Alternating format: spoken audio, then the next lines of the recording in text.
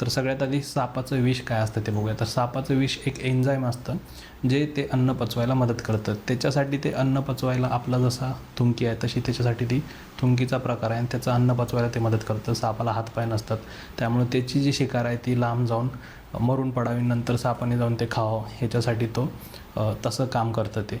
पण आपल्याला ते विषाचं काम करतं आणि म्हणून आपण त्याच्यावरती तोडगा किंवा उपाय करायला पाहिजे. आता उपाय काय, तर ह्याच्यावरती ASV ज्याला प्रतिसर्प विष किंवा अँटी स्नेक वेनम म्हणतात ते आहे आणि एक मेडिकल फॅसिलिटीमध्ये दिलं जातं.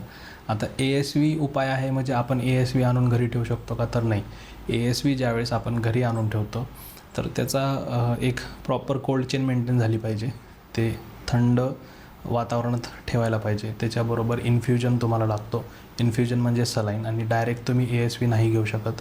त्याची ASVची रिॲक्शन असू शकते किंवा ॲडव्हर्स ड्रग रिॲक्शन असू शकते, त्यामुळं तुम्हाला ते मेडिकल प्रोफेशनलकडूनच घ्यायला पाहिजे. ASVमुळं तुम्हाला रिॲक्शन येऊ शकते. तर ASV देत असताना पण बाकीच्या गोष्टी होऊ शकतात, त्या आपण आता पुढं बघूया. तसं